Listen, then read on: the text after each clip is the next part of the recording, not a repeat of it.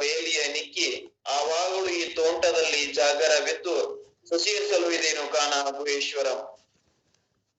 ಶರಣ ವಿಚಾರ ವಾಹಿನಿ ಹರುಗಿರಿ ಇವರ ಸಹಯೋಗದಲ್ಲಿ ಹಮ್ಮಿಕೊಂಡಿರುವ ಗೂಗಲ್ ಮೀಟ್ ವೆಬಿನಾರ್ ಕಾರ್ಯಕ್ರಮ ಶಿವಯೋಗ ಸಾಧನೆ ಹಾಗೂ ವಚನ ಚಿಂತನೆಯ ಕಾರ್ಯಕ್ರಮದಲ್ಲಿ ನಾವು ನೀವೆಲ್ಲರೂ 80ನೇ ದಿನದಲ್ಲಿ ಪಾದಾರ್ಪಣೆ ಮಾಡಿದ್ದೇವೆ.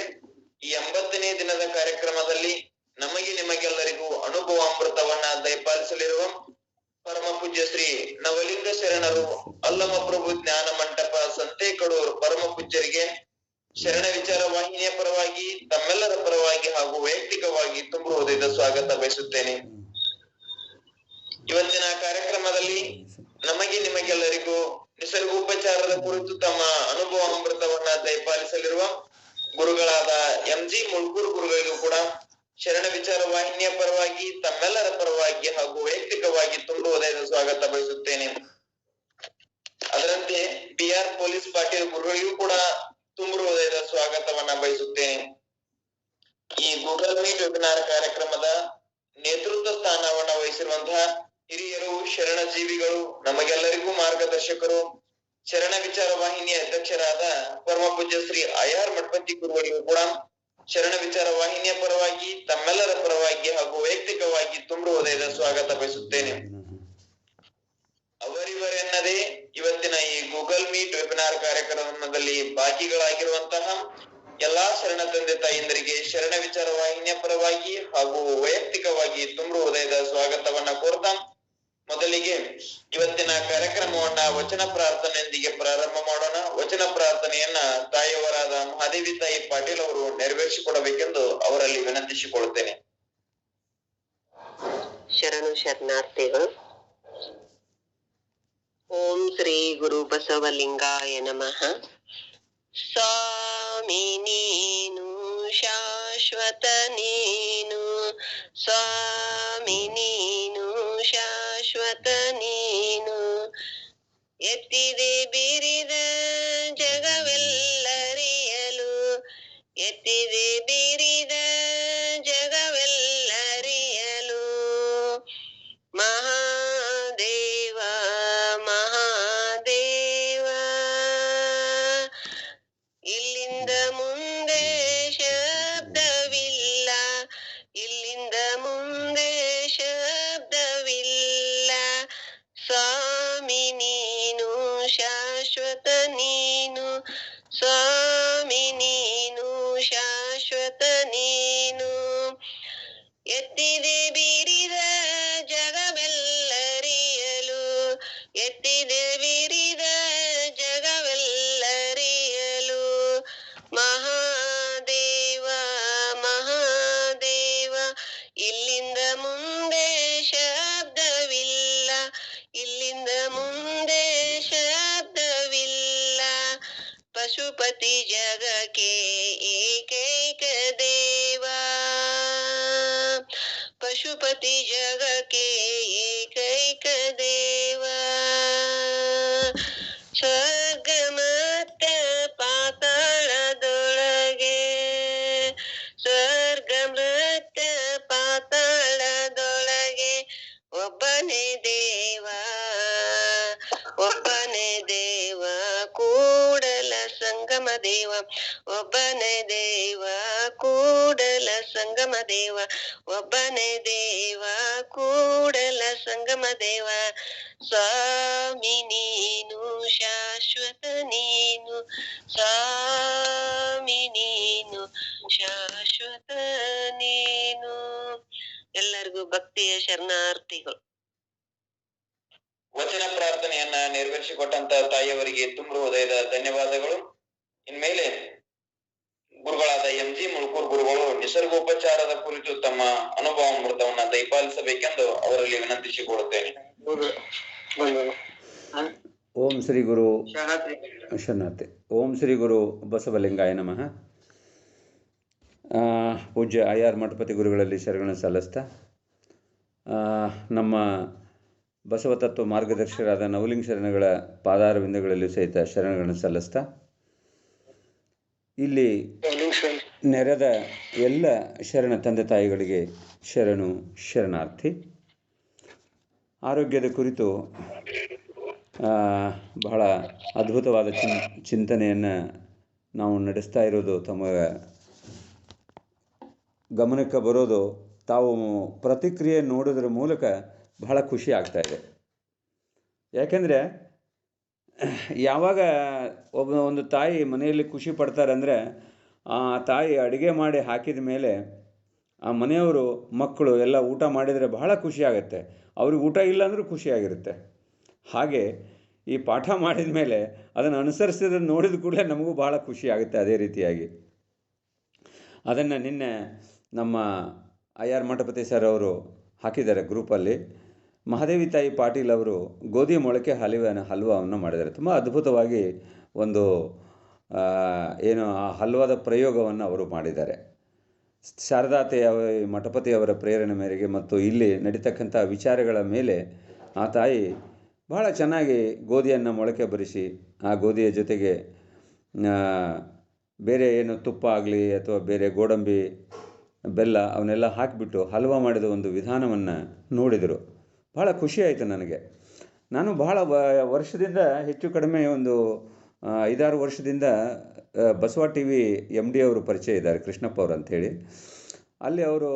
ಅಲ್ಲಿ ನಾನು ಬಹಳಷ್ಟು ಆರೋಗ್ಯದ ಬಗ್ಗೆ ಈ ಉಪನ್ಯಾಸ ಕೊಟ್ಟಿದ್ದೆ.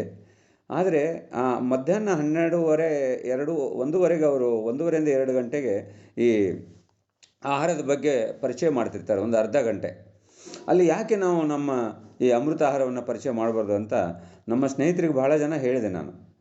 ನನ್ನ ಅಮೃತ ಆಹಾರ ಪುಸ್ತಕದಲ್ಲಿ ನೀವು ನೋಡ್ಬೋದು, ಯಾರಾದರೂ ಇದ್ದರೆ ನೋಡಿ. ಅದರಲ್ಲಿ ನಮ್ಮ ಕೆಲವರೆಲ್ಲ ತರಿಸ್ಕೊಂಡಿದ್ದೀರಿ. ಆ ಅಮೃತ ಆಹಾರದಲ್ಲಿ 10 ಐಟಮ್ಗಳನ್ನು ನಾವು ಇದೇ ರೀತಿಯಾಗಿ ಈಗ ಗೋಧಿ ಮೊಳಕೆ ಹಲ್ವಾ ಹೇಗೆ ಅವರು ಮಾಡಿದರು ಅದೇ ರೀತಿ 10 ಐಟಮ್ಗಳನ್ನು ಬೆಂಕಿ ಇಲ್ಲದೆ ಅಡುಗೆ ಮಾಡ್ತಕ್ಕಂಥ ಒಂದು ವಿಧಾನ ಅದರಲ್ಲಿ ಇದೆ ಆ ಪುಸ್ತಕದಲ್ಲಿ, ಗ್ರಂಥದಲ್ಲಿ. ಭಾಳ ಚಿಕ್ಕ ಪುಸ್ತಕ ಅಷ್ಟೇ, ಅದು ಒಂದು 100 ಪುಟದ ಒಳಗಡೆ ಇದೆ ಅದು. ಅದರಲ್ಲಿ ಅದಷ್ಟೂ ಹೇಗಿದೆ ಅಂತಂದರೆ ಎಲ್ಲನೂ ಇಂಪ್ಲಿಮೆಂಟ್ ಮಾಡೋ ಒಂದು ರೀತಿಯಲ್ಲಿ ಇರ್ತಕ್ಕಂಥದ್ದು. ಇದನ್ನು ಒಂದೊಂದು ಸಲ ಈಗ ಮೊಳಕೆ ಕಾಳಿದ್ನೊಂದು ಈ ಗೋಧಿ ಹಲ್ವಾ ಒಂದು ಅರ್ಧ ಗಂಟೆಯಲ್ಲಿ ಮಾಡಿ ತೋರಿಸ್ತಕ್ಕಂಥದ್ದನ್ನು ಯಾಕೆ ಮಾಡಬಾರ್ದು ಅಂತ ಬಹಳಷ್ಟು ಜನರಿಗೆ ಹೇಳಿದೆ. ಮೈಸೂರಲ್ಲಿ ಇದನ್ನು ನಾವು ಕ್ಲಾಸಲ್ಲಿ ಮಾಡಿದಾಗ ಅಲ್ಲಿ ತಾಯಂದಿರೆಲ್ಲ ಅಮೃತಾಹಾರ ಮಾಡಿ ಎಲ್ಲರಿಗೂ ಕೊಡಿಸ್ತಾಯಿದ್ರು. ಬಂದು ಏನು ಕ್ಯಾಂಪ್ ಮಾಡ್ತಾಯಿದ್ವಿ, ಆ ಕ್ಯಾಂಪಲ್ಲಿ ಅವ್ರ ಕಡೆಯಿಂದ ನಾನು ಏನು ಗ್ರಂಥಕರ್ತ ಅಲ್ಲ, ಪುಸ್ತಕ ಬರೆಯೋನಲ್ಲ. ಆದರೆ ಇಲ್ಲ ಸರ್, ನೀವು ಭಾಳ ಚೆನ್ನಾಗಿ ಪಾಠ ಮಾಡ್ತೀರಿ, ನೀವು ಹೇಳಿದ್ದು ನಮ್ಗೆ ನೀವೇನು ನೋಟ್ಸ್ ಮಾಡ್ಕೊಂಡ್ರಿ ಅದನ್ನೇ ನಮಗೆ ಕೊಡಿ ಅಂತ ಇದ್ರು. ಹಾಗಾಗಿ ಆಯ್ತು ಅಂತ ಹೇಳಿಬಿಟ್ಟು ಈ ಅಮೃತಾಹಾರ ಪುಸ್ತಕವನ್ನು ಬರೆದೆ ನಾನು. ಆ ಸಂದರ್ಭದಲ್ಲಿ ಅಲ್ಲಿ ತಾಯಂದಿರು ಏನು ಬರ್ತಿದ್ರು ಮೈಸೂರಲ್ಲಿ ಅಡುಗೆ ಮಾಡ್ತಕ್ಕಂಥದ್ದು, ಅವ್ರ ಕಡೆ ನೀವೇ ಬರೆದು ಕೊಡಿ ಅಂಥೇಳಿ ಅವ್ರ ಕಡೆಯಿಂದ ಬರೆಸಿ ಆ ಗ್ರಂಥದಲ್ಲಿ ಹಾಕಿ ಅದನ್ನು ಇವತ್ತು ಎಲ್ಲರಿಗೂ ಕೊಡ್ತಾ ಇದ್ದೀವಿ. ಹಾಗೆ ಈ ಗೋಧಿ ಮೊಳಕೆ ಹಲ್ವಾ ತಾಯಿ ಅಲ್ಲಿ ಒಬ್ಬೊಬ್ಬರು ಒಂದೊಂದು ಪ್ರಯೋಗ ನೀವು ಮಾಡ್ತಾಯಿದ್ರೆ ಭಾಳ ಖುಷಿಯಾಗುತ್ತೆ. ಅದರಿಂದ ಮತ್ತೊಬ್ಬರು ಪ್ರೇರಣೆ ಮಾಡಿಕೊಂಡು ಇಂಥ ಆಹಾರ ಮನೆಯಲ್ಲಿ ನೀವು ಶುರು ಮಾಡಿದ್ರಿ, ನಿಮ್ಮ ಔಷಧಿಗಳು ಇಂದ ಮುಕ್ತ ಆಗ್ಬೋದು. ಇವತ್ತು ಬಹಳ ಜನ ಪ್ರತಿಕ್ರಿಯೆ ನೀಡ್ತಾ ಇದ್ದಾರೆ. ನಮ್ಮ ಮಲ್ಲಪ್ಪ ಅವರು ಇರ್ಬೋದು ಅಥವಾ ಅಪ್ಪಸಾಬಿ ಚೌಗಲಿ ಇರ್ಬೋದು, ಮಲ್ಸೆಟ್ಟಿ ಅಂತ ಇನ್ನೊಬ್ಬರು ಮೇಡಮ್ ಇದ್ದಾರೆ. ಅವರು ಮಾಡಿಬಿಟ್ಟು ಅದರಲ್ಲಿ ಪ್ರತಿಕ್ರಿಯೆಯನ್ನು ಕೊಡ್ತಕ್ಕಂಥದ್ದಾಗಲಿ ಅಥವಾ ಹೇಳ್ತಕ್ಕಂಥದ್ದಾಗಲಿ ಹಾಗೆ ಅವರೆಲ್ಲ ಮಾಡ್ತಾಯಿದ್ರೆ ಬಹಳ ಖುಷಿ ಅನಿಸುತ್ತೆ. ಈ ರೀತಿ ಪ್ರತಿ ಮನೆಯಲ್ಲಿ ಅಮೃತ ಆಹಾರದ ಒಂದು ಅಡುಗೆ ಮನೆ ಔಷಧಾಲಯ ಆಗಿರೋದ್ರಿಂದ ಅಲ್ಲಿ ಪ್ರತಿಯೊಬ್ಬರು ಇದನ್ನು ಶುರು ಮಾಡಿದರೆ ಅಂದರೆ ನಿಮಗೆ ದವಾಖಾನೆಗಳೇ ಅಗತ್ಯ ಇಲ್ಲ, ಬೇಕಾಗೋದೇನೂ ಇಲ್ಲ. ಎಲ್ಲೋ ಇರಲಿ, ಅವನು ಬೇಡ ಅಂತ ಅನ್ನೋದಿಲ್ಲ. ಯಾಕಂದರೆ ಎಮರ್ಜೆನ್ಸಿನಲ್ಲಿ ಅದರದ್ದು ಸಹಾಯನೂ ಬೇಕಾಗುತ್ತೆ ನಮಗೆ. ಪೂರ್ತಿ ಅದನ್ನು ನಾವು ತೆಗೆದು ಹಾಕ್ಲಿಕ್ಕೂ ಆಗೋದಿಲ್ಲ. ಆದರೆ ಅವುಗಳ ಅಗತ್ಯ ಬೀಳೋದಿಲ್ಲ ಅಂತ ಇಲ್ಲಿ ನಾವು ಗಮನಿಸಬೇಕಾಗತ್ತೆ. ಹಾಗಾಗಿ ಇದು ಕ್ಲಾಸಿನ ಒಂದು ಪ್ರಯೋಜನ ಎಲ್ಲ ಪಡ್ಕೋತಾ ಇದ್ದೀರಿ ಅಂತ ಹೇಳ್ತಕ್ಕಂಥದ್ದು ಬಹಳ ಖುಷಿ ಆಗ್ತಾಯಿದೆ ನನಗೆ. ಈಗ ಅಮೃತ ಆಹಾರದ ಒಂದು ಕುರಿತು ಕೊನೆಯ ಒಂದು ಶ್ಲೋಕ ಏನಂದರೆ ಗೀತೆಯಲ್ಲಿ ಬರ್ತಕ್ಕಂಥದ್ದು, ಭಗವದ್ಗೀತೆಯಲ್ಲಿ ಬರ್ತಕ್ಕಂಥದ್ದು ಏನಂದರೆ, ಆಯುಷ್ಸತ್ವ ಬಲಾರೋಗ್ಯ ಸುಖ ಪ್ರೀತಿ ವಿವರ್ಧನಾ ರಸ್ಯಾ ಸ್ನಿಗ್ಧಾ ಸ್ಥಿರಾವೃದ್ಧ್ಯಾ ಆಹಾರಾ ಸಾತ್ವಿಕ ಪ್ರಿಯಾ. ಭಗವದ್ಗೀತೆ 17ನೇ ಅಧ್ಯಾಯದಲ್ಲಿ 7ನೇ ಶ್ಲೋಕ ಬರ್ತಕ್ಕಂಥದ್ದು ಏನು, ಆಯುಷ್ ಸತ್ವ, ಈ ಅಮೃತ ಆಹಾರ ಹೇಗೆ ಏನು ಮಾಡುತ್ತೆ ಅನ್ನೋದನ್ನು ಈ ಒಂದು ಶ್ಲೋಕದಲ್ಲಿ ಅವರು ನೀಡ್ತಾ ಇದ್ದಾರೆ ವಿವರಣೆಯನ್ನು. ಆಯುಷನ್ನು ಜಾಸ್ತಿ ಮಾಡ್ತಕ್ಕಂಥದ್ದು ನೋಡಿ, ಈ ಅಮೃತ ಆಹಾರ ಆಯುಷನ್ನು ಜಾಸ್ತಿ ಮಾಡುತ್ತೆ ಅಂತೆ. ಸತ್ವ, ನಿಮ್ಮಲ್ಲಿ ಇರ್ತಕ್ಕಂಥ ಸತ್ವವನ್ನು ಮೆಂಟಲ್ ಕ್ಲಾರಿಟಿ ಅಂತ ನಾವು ಏನು ಕರಿತಾ ಇದ್ದೇವೆ, ಆ ಮೆಂಟಲ್ ಕ್ಲಾರಿಟಿಯನ್ನು ಜಾಸ್ತಿ ಮಾಡ್ತಕ್ಕಂಥದ್ದು ಇದು. ಬಲ ಆರೋಗ್ಯ, ಬಲವನ್ನು ಕೊಡ್ತಕ್ಕಂಥದ್ದು, ಶಕ್ತಿಯನ್ನು ಕೊಡ್ತಕ್ಕಂಥದ್ದು. ಆರೋಗ್ಯ, ಬಲ ಆರೋಗ್ಯ ಅಂದರೆ ಬಲ ಪ್ಲಸ್ ಆರೋಗ್ಯ, ಬಲ ಆರೋಗ್ಯ, ಆರೋಗ್ಯವನ್ನು ಕೊಡ್ತಕ್ಕಂಥದ್ದು. ಸುಖ ಪ್ರೀತಿ ವಿವರ್ಧನಾಹ, ನೋಡಿ ಇದು ಸುಖ ಮತ್ತು ಪ್ರೀತಿಯನ್ನು ಕೊಡ್ತಕ್ಕಂಥದ್ದು, ಅದನ್ನು ಹೆಚ್ಚಿಗೆ ಮಾಡ್ತಕ್ಕಂಥದ್ದು. ರಸ್ಯಾಹ, ರಸಭರಿತವಾಗಿರ್ತಕ್ಕಂಥದ್ದು. ನೋಡಿ ನಮಗೆ ಆಯುಷ್ಯನ್ನು ಕೊಡುತ್ತೆ, ಬಲವನ್ನು, ಸತ್ವವನ್ನು ಕೊಡುತ್ತೆ, ಬಲವನ್ನು ಕೊಡುತ್ತೆ, ಆರೋಗ್ಯವನ್ನು ಕೊಡುತ್ತೆ, ಸುಖವನ್ನು ಕೊಡುತ್ತೆ, ಶಾಂತಿಯನ್ನು ಕೊಡುತ್ತೆ, ಪ್ರೀತಿಯನ್ನು ಕೊಡುತ್ತೆ. ವಿವರ್ಧನಾಹ, ವರ್ಧನೆ ಅಂದರೆ ಹೆಚ್ಚಿಗೆ ಮಾಡೋದು, ವಿವರ್ಧನೆ ಅಂದರೆ ಇಮ್ಮಡಿ ಮುಮ್ಮಡಿ ಮಾಡ್ತಕ್ಕಂಥದ್ದು. ಯಾವುದು? ಯಾವ ಸಾತ್ವಿಕ ಆಹಾರ ಅಂತ ನಾವೇನು ಕರಿತಿದ್ವಿ ಆ ಆಹಾರ ಮಾಡ್ತದೆ. ಅದು ಹೇಗಿರುತ್ತೆ ಅಂದರೆ ರಸ್ಯಾಹ ಅಂದರೆ ರಸಭರಿತವಾಗಿರೋದು. ನೋಡಿ, ಹಣ್ಣು ತಂದ್ಕೊಂಡ್ರೆ ನೀವು ಅದರಲ್ಲಿ ರಸ ಇರ್ತದೆ. ಕಾಯಿ ತೊಗೊಂಡ್ರೆ, ತೆಂಗಿನಕಾಯಿ ತೊಗೊಳ್ಳಿ, ಯಾವುದರ ತೊಗೊಳ್ಳಿ, ಅದರಲ್ಲಿ ಹಿಂಡಿದ್ರೆ ರಸ ಬರ್ತದೆ. ಹಾಲು ಅಂತೀವಿ ನಾವು ಅದಕ್ಕೆ ಹೆಚ್ಚು ಕಡಿಮೆ. ಆ ಹಾಲನ್ನು ಯಾವ ಬರ್ತಾ ಇದೆಯೋ ಅಂಥ ಆಹಾರ ರಸ್ಯಾಹ. ಸ್ನಿಗ್ಧಾಹ, ಫ್ಯಾಟ್ ಇರಬೇಕು. ಈಗ ಶೇಂಗಾ ನೆನೆಸ್ರಿ, ಅದರಲ್ಲಿ ಫ್ಯಾಟ್ ಬರುತ್ತೆ. ಎಳ್ಳು ನೆನೆಸ್ರಿ, ಅದ್ರ ಫ್ಯಾಟ್ ಬರುತ್ತೆ. ಅವರು ಚಟ್ನಿ ಮಾಡ್ಕೊತೇನ್ರಿ. ಸೊ ಸ್ನಿಗ್ಧ, ಫ್ಯಾಟ್ ಇರ್ತಕ್ಕಂಥದ್ದು. ರಸ್ಯಾ ಸ್ನಿಗ್ಧಾಹ ಸ್ಥಿರಾವೃದ್ಧಾಹ. ನೋಡಿ, ಅದನ್ನು ನೋಡಿದರೆ ತಿನ್ನಕ್ಕೆ ಇಷ್ಟ ಬರ್ಬೇಕಂತ ನೋಡಿ. ಯಾರಾದರೂ ನೋಡಿ, ಆ ಕಾಳುಗಳಿತ್ತಂದರೆ, ಮೊಳಕೆ ಕಾಳು ಇತ್ತಂದರೆ ತೊಗೊಂಡು ಸುಮ್ಮನೆ ಬಾಯಲ್ಲಿ ಹಾಕೋತಿರ್ತಾರೆ ಹೆಚ್ಚು ಕಡಿಮೆ. ಇಟ್ಟು ಈ ಮಕ್ಕಳಿಗೆ ಒಂದು ತಟ್ಟೆಯಲ್ಲಿ ಇಟ್ಟುಬಿಡಿ, ಅವು ತೊಗೊಂಡು ಬಾಯಲ್ಲಿ ಹಾಕೋತಾ ಇರ್ತಾವೆ ಹೆಚ್ಚು ಕಡಿಮೆ. ಅಂದರೆ ನೋಡೋಕೆ ಇಷ್ಟ ಬರ್ತದೆ. ಕೆಲವರಿಗೆ ಪಿಜ್ಜಾ ನೋಡಿದ್ರೆ ಇಷ್ಟ ಬರ್ತದೆ. ನಾವು ನೋಡ್ತಾ ಇದ್ದೀವಿ ನಮ್ಮ ಮೊಮ್ಮಕ್ಕಳಿಗೆ. ಮೊನ್ನೆ ಇಲ್ಲಿ ಹಣ್ಣನ್ನು ಇಟ್ಟಿದ್ದೀವಿ, ಬಾಳೆಕಾಯಿ ಚಿಪ್ಸು ಇಟ್ಟಿದ್ದೀವಿ, ಎರಡನ್ನು. ಆದರೆ ಮಕ್ಕಳು ಇವತ್ತು ಏನಾಗಿದೆ ಅಂದರೆ ಆ ಚಿಪ್ಸ್ ತಿನ್ನಕ್ಕೆ ಓಡಿ ಹೋಗ್ತಾರೆ ಹೊರತಾಗಿ ಹಣ್ಣು ತಿನ್ನಕ್ಕೆ ಬರೋದಿಲ್ಲ. ಹಣ್ಣು ತಿನ್ನೋ ಅದಕ್ಕಿಂತ ಒಳ್ಳೇದಿದು ಅಂದರೆ ಅವು ಕೇಳೋದಿಲ್ಲ ನೋಡಿ. ಯಾಕೆಂದರೆ ಆ ಥರ ರೂಢಿ ಮಾಡಿಬಿಟ್ಟಿದ್ದೀವಿ. ಸೊ ಹೃದಯ ಆಗಿರಬೇಕು. ಈ ಆಹಾರ ಸಾತ್ವಿಕ ಪ್ರಿಯಾಹ, ಇಂಥ ಆಹಾರ ಸಾತ್ವಿಕ ಜನರಿಗೆ ಪ್ರಿಯವಾಗಿರುತ್ತೆ. ಇದರಿಂದ ಏನಾಗುತ್ತೆ ಅಂದರೆ ಸುಖ ಪ್ರೀತಿ ವಿವರ್ಧನಾಹ. ಈ ಆಹಾರ ತಗೊಳ್ಳೋದ್ರಿಂದ ನಮ್ಮ ಸುಖ ಮತ್ತು ಪ್ರೀತಿ ವಿವರ್ಧನೆ ಆಗುತ್ತೆ ಅಂತ ಆ ಗೀತೆಯಲ್ಲಿ ಹೇಳ್ತಾ ಇದೆ. ಈ ಕ್ಯಾರೆಕ್ಟರ್ ಇರ್ತಕ್ಕಂಥ ಆಹಾರಗಳನ್ನು ನಾವು ಸೇವಿಸಬೇಕು. ಈ ಕ್ಯಾರೆಕ್ಟರ್ ಇರ್ತಕ್ಕಂಥ ಆಹಾರಗಳನ್ನು ಇಷ್ಟು ದಿವಸ ನಾವು ಅದರ ಬಗ್ಗೆ ಚಿಂತನೆ ಮಾಡಿದ್ದೀವಿ ಅಂತ ಹೇಳ್ತಾ, ಇನ್ನು ರಾಜಸಿಕ ಆಹಾರದ ಬಗ್ಗೆ, ಇದು ಸಾತ್ವಿಕ ಕೆಟಗರಿಯನ್ನು ಈಗಾಗಲೇ ಕಳೆದ 1 ತಿಂಗಳಿಂದ ಚಿಂತನೆ ಮಾಡಿದ್ದೀವಿ. ಸಾತ್ವಿಕದಿಂದ ರಾಜಸಿಕ್ಕೂ ಬೇಕು ಆಗುತ್ತೆ ನಮ್ಗೆ ಆಹಾರ.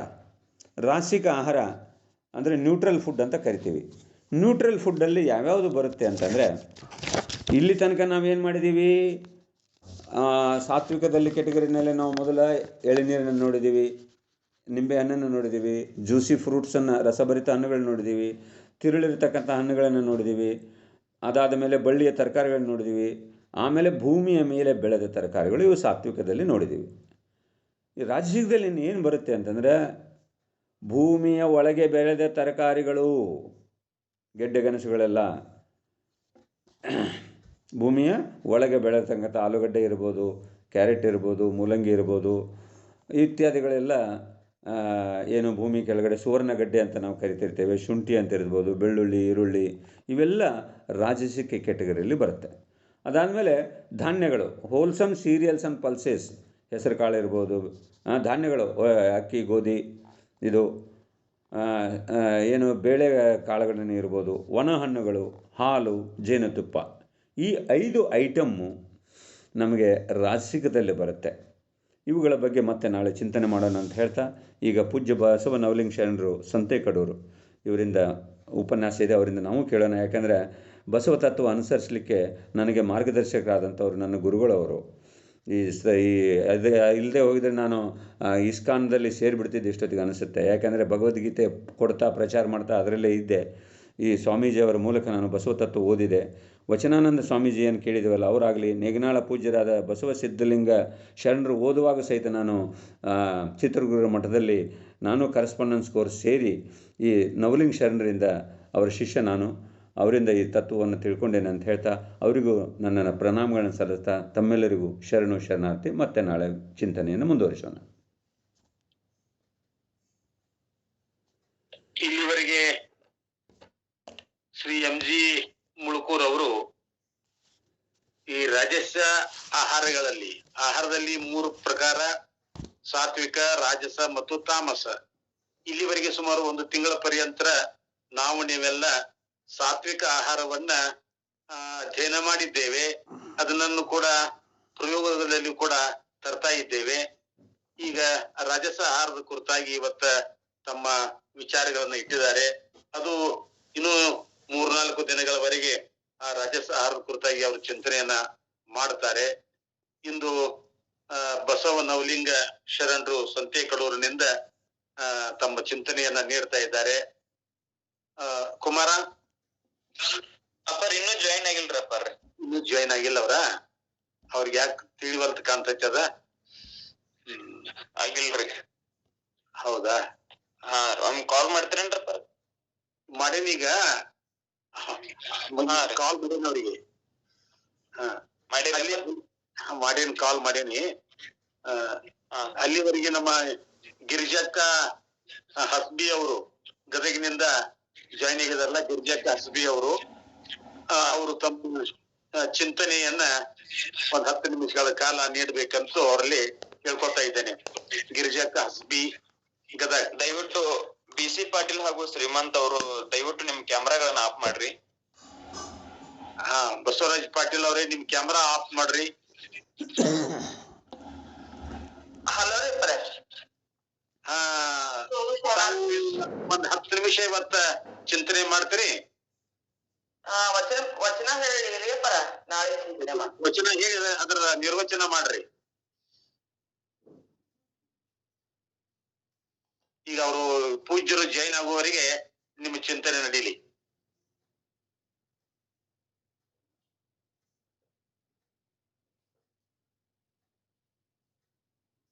ಹಲೋ.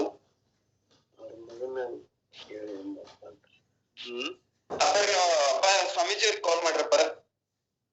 ಆಯ್ತಾಯ್ತಾಯ್ತು. ನಾನ್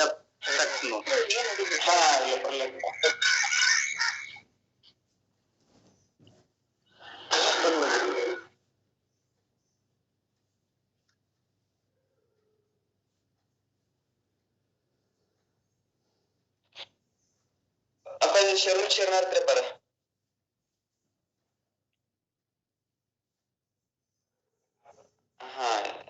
ಅಪ್ಪ ನಿಮ್ ಕ್ಯಾಮ್ರಾ ಆನ್ ಮಾಡ್ರಿ ಪರ.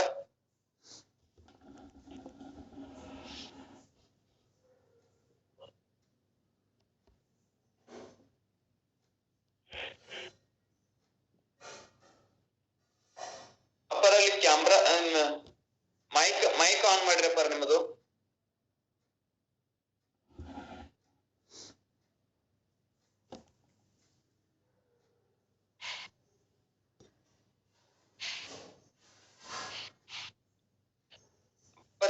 ಈಗ ಮೈಕ್ ಆನ್ ಆಗಿದೆ ಪರ ನಿಮ್ಮದು. ಶರಣಾರ್ಥಿ ಪರ. ಶರಣಾರ್ಥಿ. ಅಪ್ಪರಿ ವಚನ ಇದನ್ನ ಚಿಂತನದ ಎಲ್ಲ ಆಗಿದ್ರಪ್ಪ, ನಿಮ್ಮ ಅನುಭವ ಪ್ರಾರಂಭ ಮಾಡ್ಬೇಕ್ರಪ್ಪ. ಆಯ್ತು.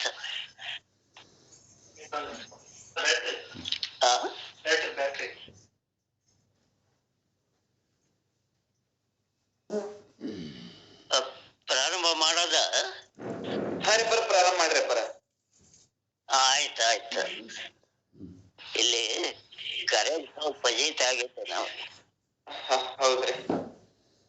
1 ನಿಮಿಷ ತಡೆ. ಪೂಜ್ಯ ನವಲಿಂಗ ಶರಣರು ಜಾಯಿನ್ ಆಗಿದ್ದಾರೆ. ಅವರು ತಮ್ಮ ಚಿಂತನೆಯನ್ನ ಎಡೆ ಮಾಡ್ತಾ ಇದ್ದಾರೆ.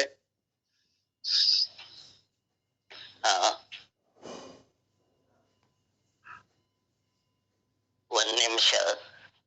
ಆಯ್ತು, ನಿಧಾನವಾಗಿ ಆಗ್ಲಿ.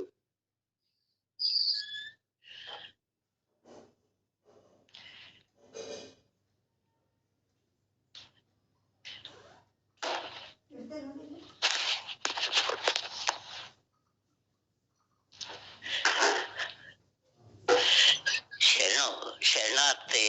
ಶರಣಾರ್ಥಿಗಳು. ಶರಣಾರ್ಥಿ.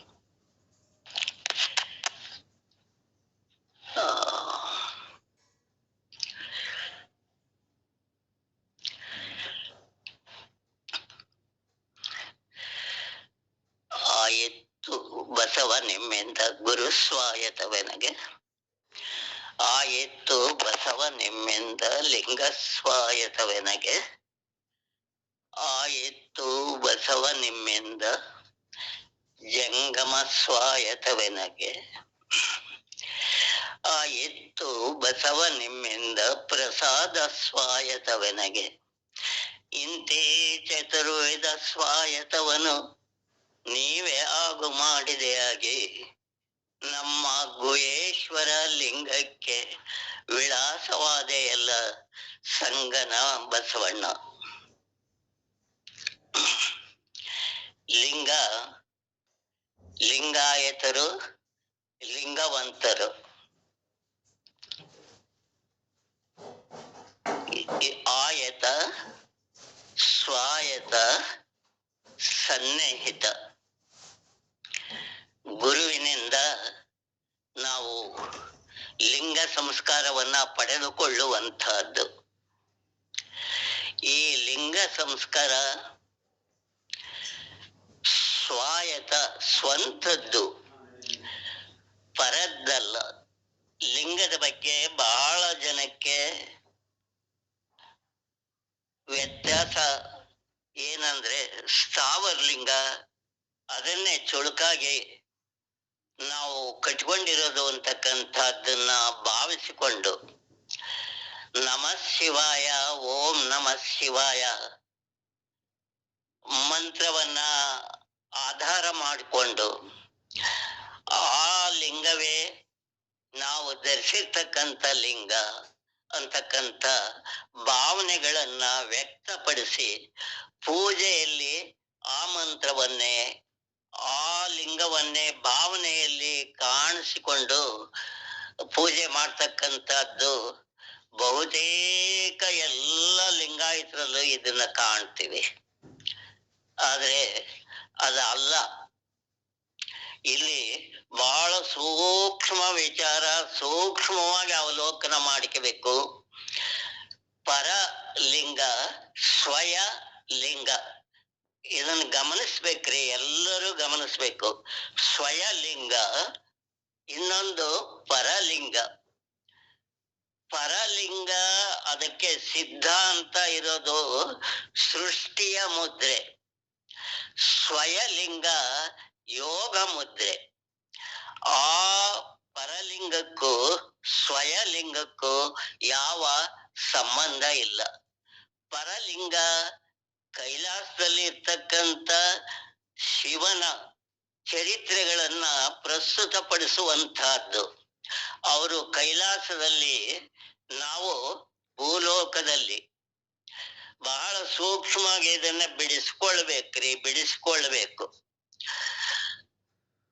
ಕೈಲಾಸದಲ್ಲಿ ಇರ್ತಕ್ಕಂಥ ಭಾರತದ ಪ್ರಥಮ ಚರಿತ್ರೆ ಪ್ರಾರಂಭವಾಗಿರೋದು ಪಾರ್ವತಿ ಪರಮೇಶ್ವರರಿಂದ ನಡೆದು ಬಂದಿರುವಂತಹದ್ದು.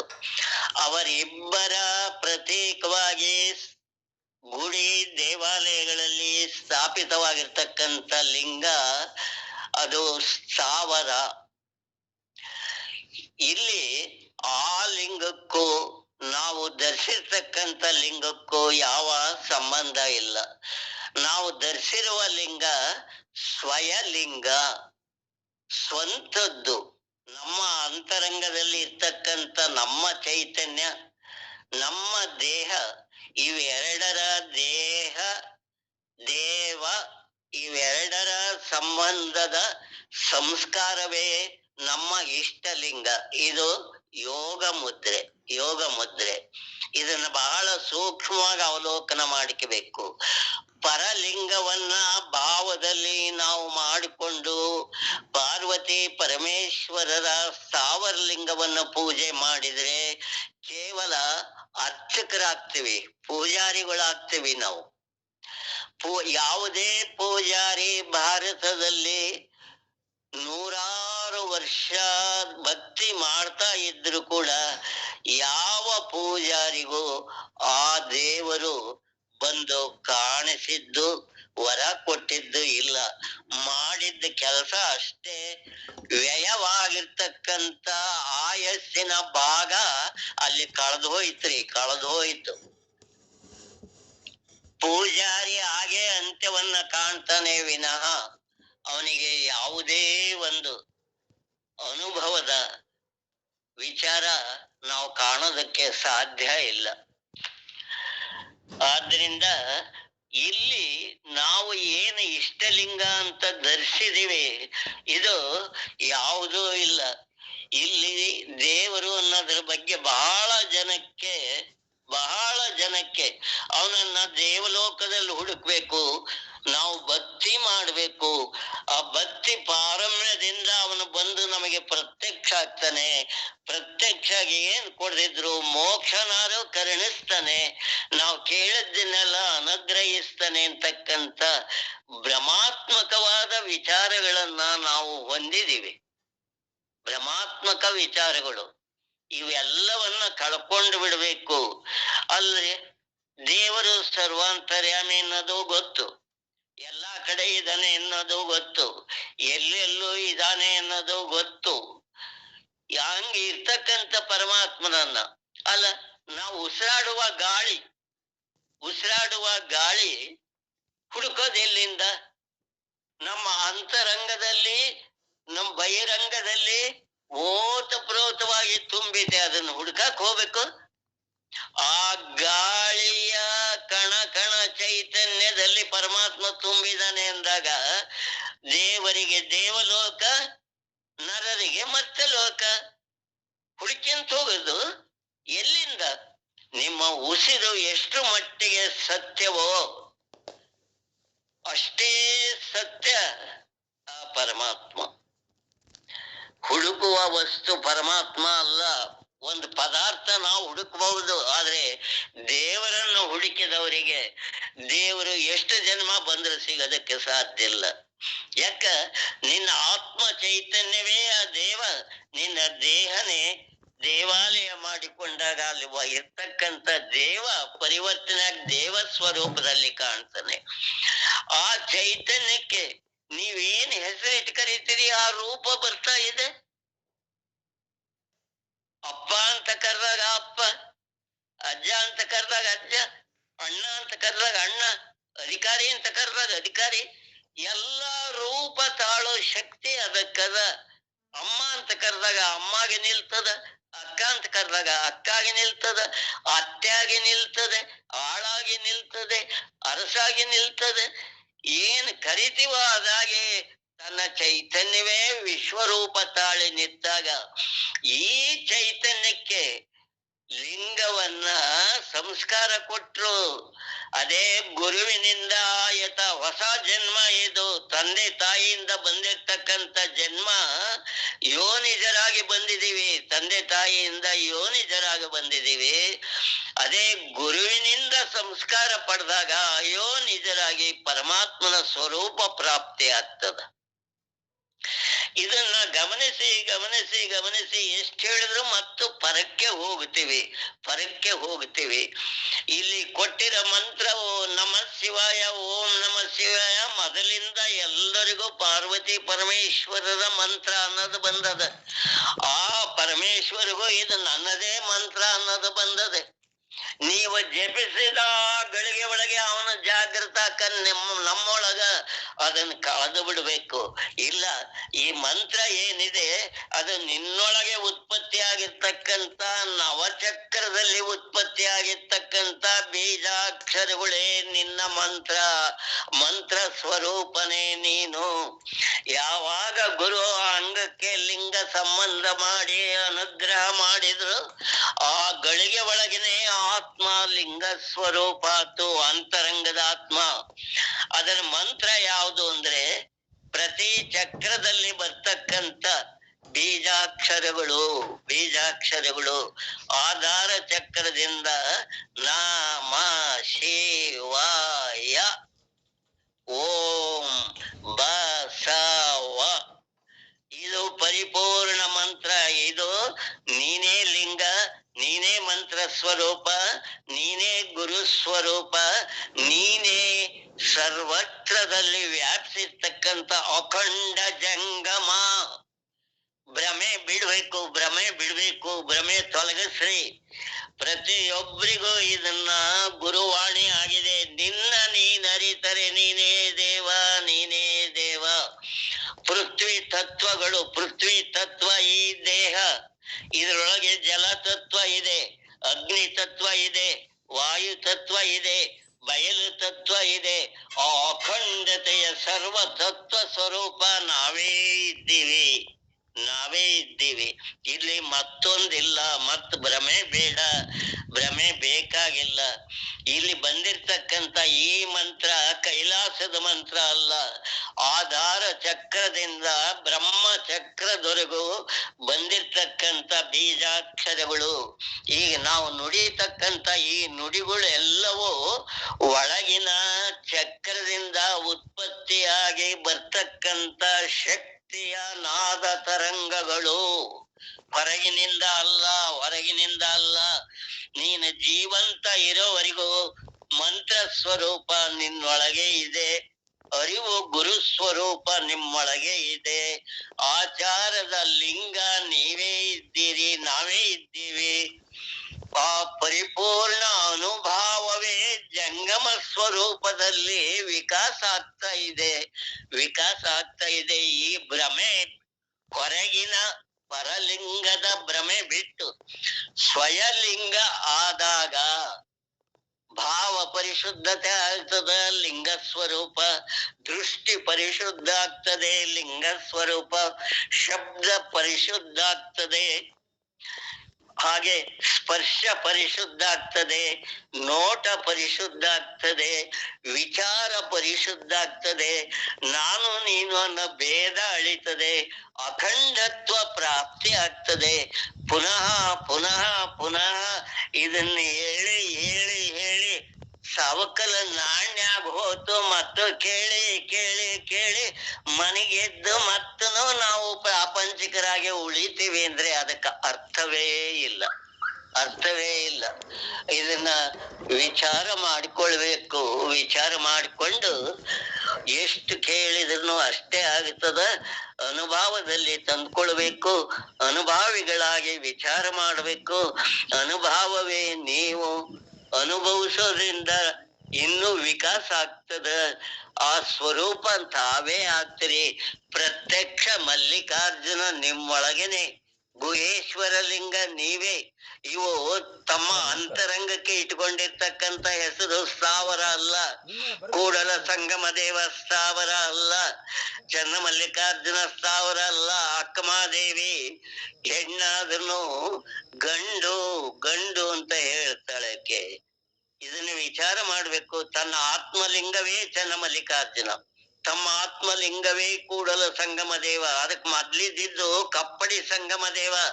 ಬಸವಣ್ಣವರ ವಚನಾಂಕಿತದಿಂದ ಕೂಡಲ ಸಂಗಮ ದೇವನ ಹೆಸರು ಅದಕ್ಕೆ ಬಿದ್ದಿದೆ ಹೊರ್ತು ಅದ್ರ ಹೆಸರನ್ನ ಬಸವಣ್ಣವ್ರು ಇಟ್ಕೊಂಡಿದ್ದಲ್ಲ. ಆದ್ರಿಂದ ತಮ್ಮ ಆತ್ಮಲಿಂಗಕ್ಕೆ ಇಟ್ಕೊಂಡಿರ್ತಕ್ಕಂಥವೇ ವಚನಗಳ ವಚನಾಂಕಿತಗಳು. ಇದನ್ನ ನಾವು ಗಮನಿಸ್ಬೇಕು.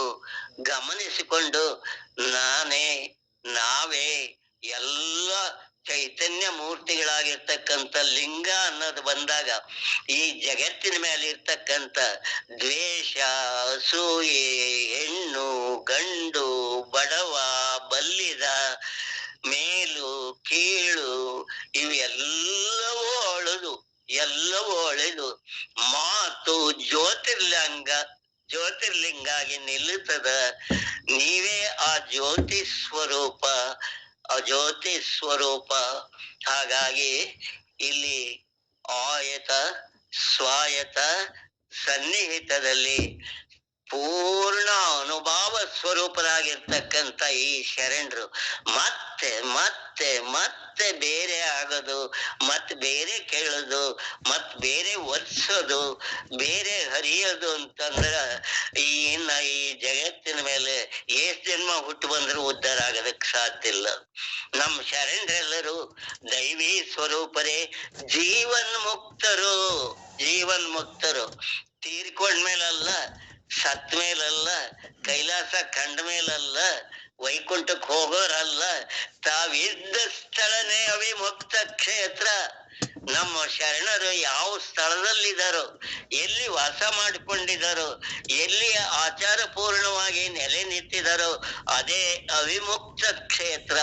ಅವಿಮುಕ್ತ ಕ್ಷೇತ್ರ. ಆಯತವು ಬಸವಣ್ಣನಿಂದ, ಸ್ವಾಯತವು ಬಸವಣ್ಣನಿಂದ, ಸನ್ನಿಹಿತವು ಬಸವಣ್ಣನಿಂದ. ಗುರು ಲಿಂಗ ಜಂಗಮ ಬಸವಣ್ಣನಿಂದ, ಪಾದೋದಕ ಪ್ರಸಾದ ಬಸವಣ್ಣನಿಂದ. ಗುರು ಬಸವಣ್ಣನವರು ನಮ್ಮನ್ನ ಗುರು ಲಿಂಗ ಜಂಗಮವನ್ನಾಗಿ, ಮಂತ್ರ ಸ್ವರೂಪವನ್ನಾಗಿ ಮಾಡಿದರೆ ಇದಕ್ಕೆ ಅಂಟತಕ್ಕಂಥದ್ದು ಮತ್ತೊಂದಿಲ್ಲ. ಅಖಂಡತೆಯ ಜಗದಗಲ ಮುಗಿಲಗಲ ಮಿಗೆಯಗಲ ನಿಮ್ಮಗಲ ನಮಗ್ ಹೇಳ್ತದರೆ, ನಮಗ್ ತೋರಿಸ್ತದರೆ. ಈ ಸ್ವರೂಪದಲ್ಲಿ ನಾವೆದ್ದು ಪೂರ್ಣ ಅನುಭಾವಿಗಳಾಗೋಣ. 100ಕ್ಕೆ 100 ಸಾವಿರ ಕೇಳಿ ಪ್ರಯೋಜನ ಇಲ್ಲ. ಲಿಂಗವನ್ನ ಅರಿದ ಬಳಿಕ ಮತ್ತೇನರಿದಡೆಯೂ ಫಲವಿಲ್ಲ. ಇದನ್ನ ತಮ್ಮ ಎಲ್ಲರ ಆ ಲಿಂಗ ದಿವ್ಯ ಪಾದಕ್ಕೆ ಅರ್ಪಿಸಿ ಮುಗಿಸೋಣ. ಶರಣಾರ್ಥಿ.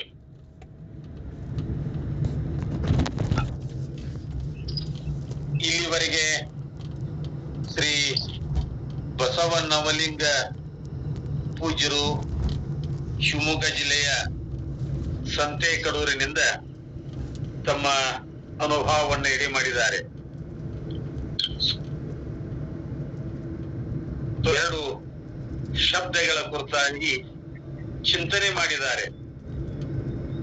ನಾವೆಲ್ಲ ಈಗ ಪರಲಿಂಗಕ್ಕೆ ಜೋತ್ ಬಿದ್ದೀವಿ. ಪರಲಿಂಗಕ್ಕೆ ನಾವೆಲ್ಲ ಪೂಜೆ ಸಲ್ಲಿಸ್ತಾ ಇದ್ದೀವಿ. ಅದಕ್ಕೆ ಒಂದು ಉದಾಹರಣೆ ಕೊಟ್ರಲ್ಲ ಅವರು.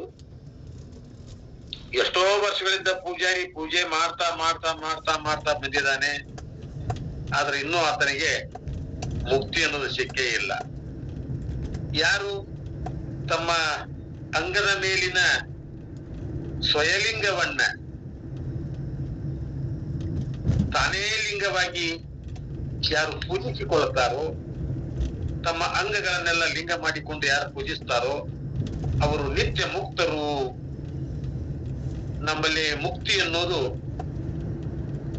ಪ್ರಾಣ ಹೋದ ಮೇಲೆ ಅಲ್ಲ, ಜೀವ ಹೋದ ಮೇಲೆ ಅಲ್ಲ, ಇದ್ದಾಗಲೇ, ಜೀವಂತ ಇದ್ದಾಗಲೇ ನಾವು ಮುಕ್ತರಾಗುವ ಸ್ಥಿತಿಯನ್ನ ಎಲ್ಲಿಯಾದ್ರೂ ಸಿಗ್ತಾ ಇದ್ರೆ ಅದು ಕೇವಲ ಈ ಶರಣ ಧರ್ಮದಲ್ಲಿ ಮಾತ್ರ, ಈ ಬಸವ ಧರ್ಮದಲ್ಲಿ ಮಾತ್ರ ಅನ್ನೋದನ್ನ ನಾವೆಲ್ಲರೂ ಅರ್ಥೈಸಿಕೊಳ್ಳಬೇಕಾಗಿದೆ. ಆ ಹಿನ್ನೆಲೆಯಲ್ಲಿ ಪೂಜ್ಯ ನವಲಿಂಗ ಶರಣರು ತಮ್ಮ ಚಿಂತನೆಯನ್ನ ನೀಡಿದ್ದಾರೆ. ಅವರಿಗೆ ತಮ್ಮೆಲ್ಲರ ಪರವಾಗಿ ಅನಂತ ಅನಂತ ಭಕ್ತಿಯ ಶರಣಾರ್ಥಿಗಳು. ಇಲ್ಲೊಂದು ವಿಚಾರ, ಆಯತ ಸ್ವಾಯತ ವ್ಯತ್ಯಾಸ ತಿಳಿಸ್ರಿ ಅಂತ ಬಂತು. ಆಯ್ತು. ಇಲ್ಲಿ ಆಯತ ಅಂದ್ರೆ ಒಂದು ಜ್ಯೋತಿ. ಜ್ಯೋತಿ ಮುಡಿಸ್ಬೇಕಾರೆ ಇನ್ನೊಂದು ಉರಿತಾ ಇರೋ ಜ್ಯೋತಿಯಿಂದಲೇನೆ ಉರಿಯದ ಜ್ಯೋತಿಯನ್ನ ಮುಡಿಸ್ಬೇಕು. ಉರಿಯದ ಜ್ಯೋತಿಗೆ ಉರಿಯುವ ಜ್ಯೋತಿಯನ್ನ ಹಿಡಿದಾಗ ಅದು ತಾನೇ ಪ್ರಜ್ವಲ ಆಗದೆ. ಇದಕ್ಕೆ ಆಯತ ಅಂದ್ರೆ ಮತ್ತೊಂದನ್ನ ಮುಡಿಸ್ತು, ಅದು ಜಾಗೃತ ಆತು. ಗುರುವಿನಿಂದ ಅನುಭಾವಿ ಗುರುವಿನಿಂದ ಎಲ್ಲರೂ ಗುರುವಾಗಕ್ ಸಾಧ್ಯ ಇಲ್ಲ. ನಾವಿಲ್ಲಿ ಶರಣ ಜಂಗಮರಿಂದಲೇ ಇದನ್ನ ತಗೋಬೇಕು. ಅನುಭಾವಿ ಗುರುಗಳಿಂದ, ಶರಣ ಜಂಗಮರಿಂದ. ಇಲ್ಲಿ ವೀರಶೈವ ಜಂಗಮರು ಏನ್ ಮಾಡ್ತಾರೆ ಅಂದ್ರೆ ಪರಲಿಂಗವನ್ನೇ ಅವರು ಅನುಗ್ರಹ ಮಾಡಿ ಕೈ ಬಿಟ್ಟು ಬಿಡ್ತಾರ. ಶರಣ ಜಂಗಮರು ಸ್ವಯಲಿಂಗ ಆಗಿರ್ತಾರೆ. ಅಂಥವರ ಅನುಭವದಿಂದ ಹಸ್ತಮಸ್ತಕ ಸಂಯೋಗದಲ್ಲಿ ನಮ್ಮಲ್ಲಿರ್ತಕ್ಕಂಥ ಶಿವಭಾವವನ್ನ ಜಾಗೃತ ಮಾಡಿ, ಅದನ್ನ ಪ್ರಾಣಕ್ಕೆ ಮಂತ್ರ ಸ್ವರೂಪ ಮಾಡಿ, ಅದನ್ನ ಕ್ರಿಯಾಲಿಂಗವಾಗಿ ಹಸ್ತಕ್ಕೆ ತಂದು ಕೊಡೋರು ಶರಣ ಜಂಗಮರು. ಆಗ ನಿಮ್ಮ ಆತ್ಮ ಚೈತನ್ಯವೇ ಲಿಂಗ, ನೀವೇ ಈ ಲಿಂಗ ಹಾಕಿರಿ. ಅದಕ್ಕೆ ಆಯತ, ಗುರುವಿನಿಂದ ಅನುಗ್ರಹ ಮಾಡಿಸಿಕೊಳ್ಳೋದು ಆಯತ. ಮತ್ತ ಅದ್ ಯಾವ್ದನ್ ಕೊಟ್ರು ಅಂದ್ರೆ ಸ್ವಾಯತ್ತ, ನಮ್ಮ ಅಂತರಂಗದ ಚೈತನ್ಯವನ್ನೇ ಜಾಗೃತ ಮಾಡಿ ನಮ್ಮ ಹಸ್ತಕ್ಕೆ ಕೊಟ್ಟಿರೋದು ಸ್ವಾಯತ. ಈ ಸ್ವಾಯತ ಲಿಂಗ ಯಾವತ್ತು ನಮ್ಮನ್ನ ಅಗಲದಂಗೆ ಸನ್ನಿಹಿತವಾಗಿರ್ತದೆ. ನೀವು ಮಲಗಿದಲ್ಲಿ, ಕೂತಲ್ಲಿ, ಓದಲ್ಲಿ, ನೋಡುವಲ್ಲಿ, ನುಡಿಯುವಲ್ಲಿ ಸನ್ನಿಹಿತ, ಯಾವಾಗಲೂ ನಿಮ್ ಜೊತೆಗಿದ್ದು ನಿಮ್ಮ ಹಿತವನ್ನ ಬಯಸೋದಕ್ಕೆ ಸನ್ನಿಹಿತ.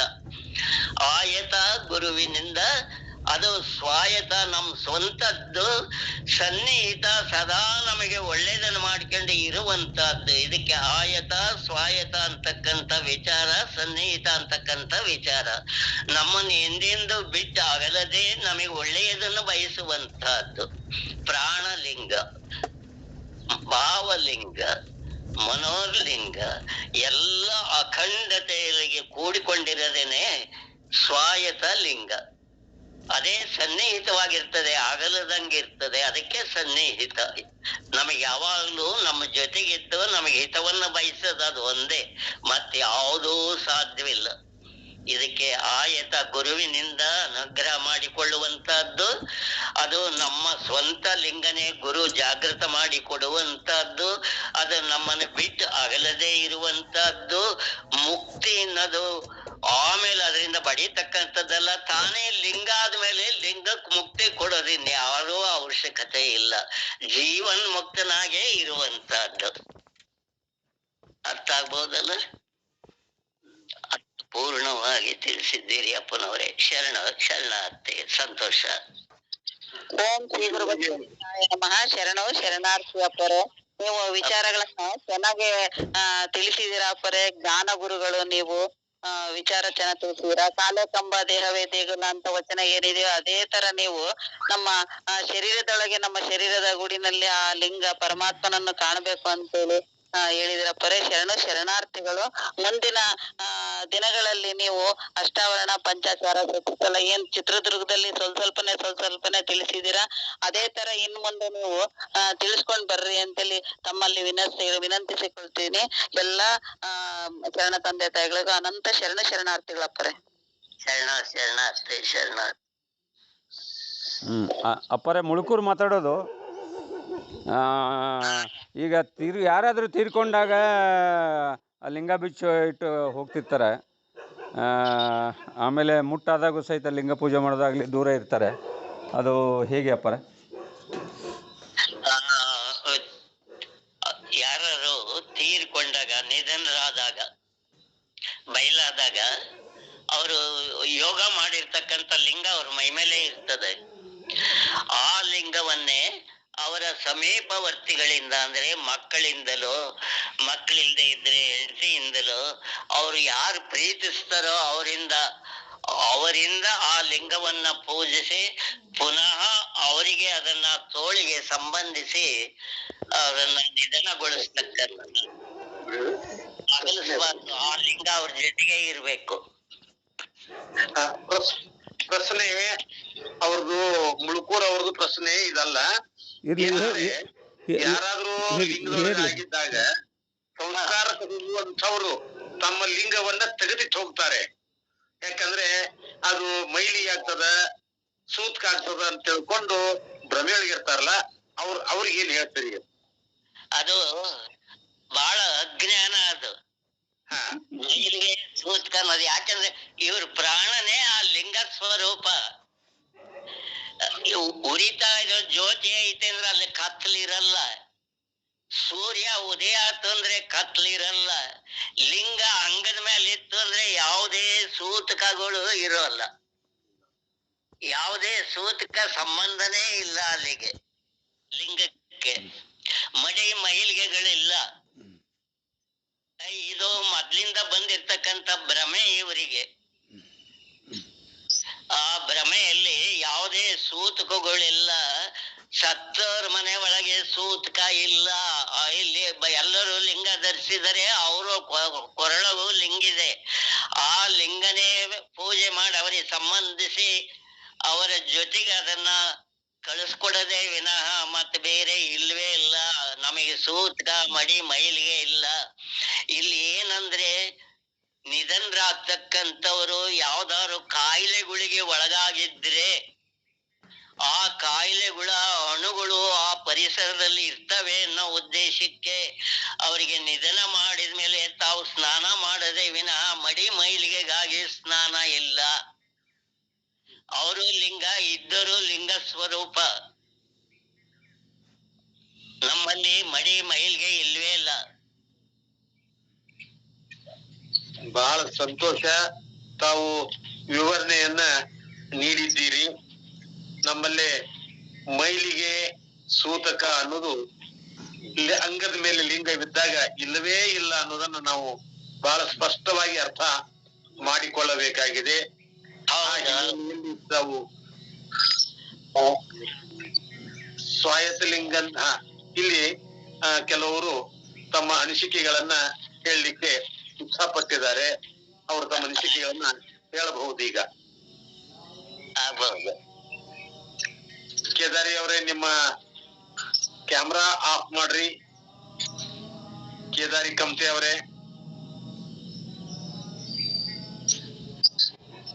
ಯಾರಾದ್ರೂ ನಿಮ್ಮ ಅನಿಸಿಕೆಗಳನ್ನ ಹಂಚಿಕೊಳ್ಳೋರಿದ್ರೆ ಈಗ ಸಮಯಾವಕಾಶ ಇದೆ, ತಾವು ಹಂಚಿಕೊಳ್ಳಬಹುದು. ಶರಣಾರ್ಥಿ ಪರ ಹೇಳ್ರಿ. ಇಲ್ಲಿ ಯಡಿಯೂರು ಸಿದ್ಧಲಿಂಗೇಶ್ವರರು ಆ ಲಿಂಗನ ಏನು ಅನ್ನುವಂಥದ್ದನ್ನ ಒಂದು ವಚನದಲ್ಲಿ ಹೇಳ್ತಾರ. ಏನು ಅಂತಂದ್ರ, ಬ್ರಹ್ಮರಂಧ್ರದಲ್ಲಿಪ್ಪನಾದ ಚೈತನ್ಯವಪ್ಪ ಪರಮ ಚಿತ್ಕಳೆಯನೇ ಭಾವಮನ ಕರದಲ್ಲಿ ಶ್ರೀ ಗುರು ತಂದು ಸಾಹಿತ್ಯವ ಮಾಡಿದನಾಗಿ ಭಾವದಲ್ಲಿ ಸತ್ಸ್ವರೂಪವಪ್ಪ ಭಾವಲಿಂಗವೆನಿಸಿ ಪ್ರಾಣದಲ್ಲಿ ಚಿತ್ ಸ್ವರೂಪವಪ್ಪ ಪ್ರಾಣಲಿಂಗವೆನಿಸಿ ಕರಸ್ಥಲದಲ್ಲಿ ಆನಂದ ರೂಪವಪ್ಪ ಇಷ್ಟಲಿಂಗವೆನಿಸಿ ಒಂದೇ ವಸ್ತು ತನು ಮನ ಭಾವಗಳಲ್ಲಿ ಇಷ್ಟ ಪ್ರಾಣ ಭಾವವಾದ ಭೇದವನರಿದು ಇಷ್ಟಲಿಂಗವ ದೃಷ್ಟಿಯಿಂದ ಗ್ರಹಿಸಿ ಪ್ರಾಣಲಿಂಗವ ಮನಜ್ಞಾನದಿಂದ ಅಹಿಸಿ ತೃಪ್ತಿಲಿಂಗವ ಭಾವಜ್ಞಾನದಿಂದ ಗ್ರಹಿಸಿ ಈ ಲಿಂಗತ್ರಯವಿಡಿದು ಆಚರಿಸಿ ಲಿಂಗದೊಡನೆ ಕೂಡಿ ಆ ಲಿಂಗವೇ ತಾನೇ ತಾನಾಗಿ ವಿರಾಜಿಸುತ್ತಿಪ್ಪದೀಗ ಶಿವಯೋಗ ನೋಡ ಮಹಾಲಿಂಗ ಗುರು ಶಿವಸಿದ್ದೇಶ್ವರ ಪ್ರಭುವೇ ಅಂತ ಹೇಳ್ತಾರೆ. ಯಾಕಂದ್ರ ಅಂಗಗುಣಗಳನ್ನ ಕಳೆದುಕೊಂಡಾಗ ನಾವು ಲಿಂಗ ಗುಣ ಸಂಪನ್ನರಾಗಿರ್ತೀವಿ. ಹೀಗಿದ್ದಾಗ ನಾವು ಯಾವುದೇ ಮಡಿ ಮೈಲಿಗೆ ಅನ್ನುವಂಥದ್ದು ದೇಹಕ್ಕೆ ಸೋಂಕಿರ್ತಕ್ಕಂಥದ್ದಲ್ಲ. ನಮ್ಮಲ್ಲಿರುವಂತ ಅಜ್ಞಾನವೇ ಇವತ್ತು ಮಡಿ ಮೈಲಿಗೆ. ಮಡಿ ಅಂದ್ರೆ ನಾವು ಯಾವ ರೀತಿ ನಮ್ಮ ಭಾವದೊಳಗ ಇಷ್ಟಲಿಂಗ ಪ್ರಾಣಲಿಂಗ ಭಾವಲಿಂಗ ಅನ್ನುವಂಥದ್ದನ್ನ ಜೀವ ಚೈತನ್ಯ ಅನ್ನುವಂಥದ್ದಕ್ಕ ನಾವು ರೂಪವನ್ನ ಕೊಟ್ಟಿರ್ತುಕೊಂಡಾಗ ಇಲ್ಲಿ ನಾವೇನಾಗ್ತೀವಿ ಅಂತಂದ್ರ ಲಿಂಗ ಗುಣವನ್ನ ಅಳವಡಿಸಿಕೊಂಡಿವಿ ಅಂತ. ಹೀಗಿದ್ದಾಗ ನಾವು ಬೇರೆ ಕಡೆ ಯಾವುದೇ ರೀತಿ ಒಳಗ ಸತ್ತಿರುವಂತ ಸಂದರ್ಭದಲ್ಲಿ ಆ ಒಂದು ಪ್ರಾಣಲಿಂಗ ಅಂತಕ್ಕಂಥದ್ದು ನಮ್ಮಲ್ಲಿ ಇದ್ದಾಗ್ಲೂ ಕೂಡ ಆ ಒಂದು ಅಜ್ಞಾನದೊಳಗ ನಾವು ಇವತ್ತ ಲಿಂಗ ತೆಗೆದು ಹೋಗ್ತೀವಿ ಅಂತಂದ್ರ ಅಂತ ಮೌಢ್ಯರ ಮುಖವನ್ನ ನೋಡ್ಲಾಗದು ಅಂತ ಶರಣರ ಅನೇಕ ವಚನಗಳನ್ನ ಹೇಳ್ತಾರ. ಆ ಹಿನ್ನೆಲೆಯೊಳಗ ನಾವು ಆಮೇಲೆ ಮುಟ್ಟು ಮೈಲಿಗೆ ಅನ್ನುವಂಥದ್ದು ನೋಡ್ರಿ ಎಂತ ಒಂದು ಅದ್ಭುತವಾಗಿರುವ ಸಾಕ್ಷಾತ್ ಕಪಿಲ ಸಿದ್ಧ ಮಲ್ಲಿಕಾರ್ಜುನ ಅಂತ ಒಂದ್ ಹೆಣ್ಣಿಗೆ ಹೋಲಿಸಿದಾಗ ಆ ಮುಟ್ಟು ಅನ್ನುವಂಥದ್ದು ಯಾವಾಗ ನೋಡ್ರಿ, ಯಾವಾಗ ನಾವು ಲಿಂಗವನ್ನ ಕಟ್ಕೊಂಡಿವಿ ನಮಗ್ ಸೂತಕಗಳೇ ಇಲ್ಲ. ನಾವ್ ಯಾವಾಗ ಲಿಂಗವನ್ನ ಧರಿಸ್ತೀವಿ ನಮಗ್ ಯಾವತ್ತೂ ಕೂಡ ಯಾವುದೇ ಮೈಲಿಗೆ ಅನ್ನುವಂಥದ್ದು ನಮಗ್ ಸೋಂಕೋದೇ ಇಲ್ಲ. ಅದು ಇದ್ದಾಗ ನಾವು ಬಹಳಷ್ಟು ಪರಿಶುದ್ಧ ಆತ್ಮರಾಗಿರ್ತಕ್ಕಂಥವ್ರು ಅನ್ನುವಂಥದ್ದನ್ನ ತಿಳ್ಕೊಳ್ಬೇಕು. ಯಾವ ಸಂದರ್ಭದಲ್ಲಿ ಕೂಡ ಅಂತ ಹೆಣ್ಮಕ್ಳು ಇದ್ದಾಗ ನಾವ್ ಹೇಳ್ಬೇಕ್ರಿ ಅವ್ರಿಗೆ ಏನಂತಂದ್ರ ಸೂತಕ ಅನ್ನುವಂಥದ್ದು ಈ ಮೈಲಿಗೆ ಅನ್ನುವಂಥದ್ದು ಹೆಣ್ಮಕ್ಳಿಗೆ ಇಲ್ವೇ ಇಲ್ಲ. ಯಾಕಂದ್ರೆ ನಾವು ಲಿಂಗಧಾರಿಗಳು ಲಿಂಗ ಗುಣವನ್ನ ಹೊಂದಿರತಕ್ಕಂಥವ್ರು. ಯಾರ ಅಂಗ ಗುಣಗಳನ್ನ ದೇಹದ ವಿಕಾರ ಗುಣಗಳನ್ನ ಯಾರು ಇಟ್ಕೊಂಡಿರ್ತಾರ ಅವರಲ್ಲಿ ಮೈಲಿಗೆ ಅನ್ನುವಂಥದ್ದು ಇರ್ತತಿ. ಅದಕ್ಕೋಸ್ಕರ ಅದನ್ನ ಹೊಡೆದೋಡಿಸುವಂಥದ್ದೇ ಇದು ಲಿಂಗ. ಅದಕ್ಕೋಸ್ಕರ ಇಷ್ಟಲಿಂಗವನ್ನ ಬಹಳಷ್ಟು ರೀತಿಯೊಳಗ ನಾವು ಅಧ್ಯಯನವನ್ನ ಮಾಡ್ಬೇಕು. ಯಾಕಂದ್ರೆ ಪ್ರತಿ ನಿತ್ಯನೂ ಕೂಡ ಆ ಲಿಂಗದಿಂದನ ನಮ್ಮಲ್ಲಿ ಲಿಂಗ ಗುಣಗಳು ಅನುಭವಿಸ್ತಾವ ವಿನಃ ಲಿಂಗ ಇಲ್ದೇ ಇದ್ರೆ ನಾವು ಅಂಗ ಗುಣಗಳನ್ನೇ ಅಳವಡಿಸ್ಕೊಂಡು ಬದುಕ್ತಿವಿ. ಅದಕ್ಕೆ ಯಾವಾಗ ಲಿಂಗ ಕಟ್ಕೊಂಡಿವಿ ಅಂತಂದ್ರ ಪ್ರತಿನಿತ್ಯ ನಮ್ಮಲ್ಲಿ ಲಿಂಗ ಗುಣಗಳ ಆವಿರ್ಭವಿಸ್ತಾವ. ಆ ಲಿಂಗ ಗುಣಗಳು ಏನು ಅನ್ನುವಂಥದ್ದಂದ್ರ ಇಷ್ಟಲಿಂಗ ಕಟ್ಕೊಂಡಿವಿ ಅಂದ್ರೆ ನಮ್ಮಲ್ಲಿ ಇರುವಂತ ವಿಕಾರ ಗುಣಗಳು ಹೋಗ್ತಾವ, ಅಂಗಗುಣಗಳು ಹೋಗ್ತಾವ. ಅದರಿಂದ ನಾವು ಲಿಂಗಮಯವಾಗಿ ಇಷ್ಟಲಿಂಗವನ್ನ ನಾವು ಇವತ್ತೇನಪ್ಪಾ ಅಂತಂದ್ರ ಒಂದು ಮಾಡೆಲ್ ಆಗಿ ಅಥವಾ ಒಂದು ಮಾರ್ಗದರ್ಶಿತ್ವವನ್ನ ನಾವು ನಮ್ಮಲ್ಲಿರುವಂತ ಜೀವ ಚೈತನ್ಯದ ಒಂದು ಕುರುಹು ಅನ್ನುವಂಥದ್ದನ್ನ ನಾವ್ ಯಾವಾಗ ತಿಳ್ಕೊಳ್ತೀವೋ ಈ ಅಜ್ಞಾನದಿಂದ ನಾವು ಹೋಗ್ಲಿ ಅದನ್ನ ಬಿಡ್ಲಿಕ್ಕೆ ಸಾಧ್ಯ ಆಗ್ತತಿ ಅಂತ. ಅದಕ್ಕೆ ಅಪ್ಪ ಅವ್ರು ಬಹಳ ಚಂದ ಹೇಳಿದ್ರು, ಇವತ್ ಬೆಳಕನ್ನ ಕೊಡ್ತಕ್ಕಂಥದ್ದು, ದೀಪವನ್ನ ನೋಡ್ತಕ್ಕಂಥದ್ದು ಇದೆಲ್ಲವೂ ಆತ್ಮ ಚೈತನ್ಯದ ಸ್ವರೂಪ. ಹೀಗಿದ್ದಾಗ ಆತ್ಮ ಚೈತನ್ಯ ಬೇರೆ ಏನೂ ಅಲ್ಲ, ನಾವೇ ಇವತ್ತು ಆತ್ಮ ಚೈತನ್ಯದ ಬೆಳಕು ಅನ್ನುವಂಥದ್ದನ್ನ ಇವತ್ತು ಸಮಾಜಕ್ಕೆ ತೋರಿಸ್ತಕ್ಕಂಥವ್ರು ನಾವು ಆಗ್ಬೇಕು ಅನ್ನುವಂತ ಹಿನ್ನೆಲೆಯೊಳಗ ಆ ಇಷ್ಟಲಿಂಗದ ಮಹಿಮೆ ಬಹಳಷ್ಟು ಅದ್ಭುತವಾಗಿರುವಂತ ವಿಚಾರಗಳ ಪ್ರತಿನಿತ್ಯ ಅದನ್ನ ತಿಳಿತಾ ಹೋದಾಗ ಇವತ್ತ ನಿಜವಾಗಿರ್ತಕ್ಕಂಥ ಇಷ್ಟಲಿಂಗವನ್ನ 12 ವರ್ಷ ಬಸವಣ್ಣನವರು ಅಧ್ಯಯನ ಮಾಡಿದ್ರು. ಯಾಕಂದ್ರ ನಾವ್ ಹೇಳ್ತೀವಿ ಏನು ಅಂದ್ರ ಆ ನಿರಾಲಂಬ ಸ್ಥಳದಿಂದ ಸಹಜವಾಗಿರುವಂತ ನಿಜ ಚೈತನ್ಯದ ಒಂದು ಪರತತ್ವ ಯಾವುದನ್ನ ಅವಲಂಬಿಸಿದೆಯೋ ಅದು ಸರ್ವಶೂನ್ಯ ನಿರಾಲಂಬ ಸ್ಥಳ ಅಂತ ಹೇಳ್ತಾರೆ.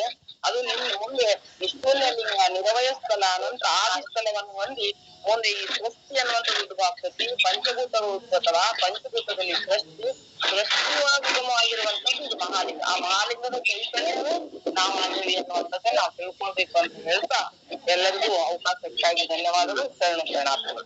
ಇಲ್ಲಿವರೆಗೆ ಗದಗದಿಂದ ಡಾಕ್ಟರ್ ಗಿರಿಜಕ್ಕ ಅವರು ತಮ್ಮ ವಿಚಾರಗಳನ್ನ ಯಡಿಯೂರ ತೋಟದ ಸಿದ್ಧಲಿಂಗ ಯತಿಗಳ ವಚನದ ಆಧಾರದ ಮೇಲೆ ತಮ್ಮ ಸಂವಾದದಲ್ಲಿ ತೋರಿಸಿದ್ದಾರೆ. ಅವರಿಗೆ ವೃತ್ತಿಯ ಶರಣಾರ್ಥಿಗಳು. ಈಗಾಗಲೇ ಸಮಯ 6:06 ಆಗಿದೆ. ಹೆಚ್ಚಿನ ಸಮಯವನ್ನು ನಾವು ತೆಗೆದುಕೊಳ್ಳಲಾರದು. ನಾಳೆ ಪುನಃ ನಾವು ಎಲ್ಲ ಸೇರೋಣ ಅನ್ನುವಂತ ಮಾತನ್ನ ಈ ಸಂದರ್ಭದಲ್ಲಿ ಹೇಳ್ತಾ ಇಂದು ಈ ಗೂಗಲ್ ಮೀಟ್ನಲ್ಲಿ ಭಾಗವಹಿಸುವಂತ ಎಲ್ಲರಿಗೂ ಶರಣಾರ್ಥಿಗಳನ್ನು ಸಲ್ಲಿಸ್ತಾ ಲಿಂಗದ ದಿನದಲ್ಲಿ ಕಳೆಯಲಿ ಅಂತ ತಿಳ್ಕೊಂಡು ನಾನು ಆಶಿಸ್ತಾ ಎಲ್ಲರಿಗೂ ಶರಣಾರ್ಥಿಗಳು. ನವಲಿಂಗ ಶರಣರು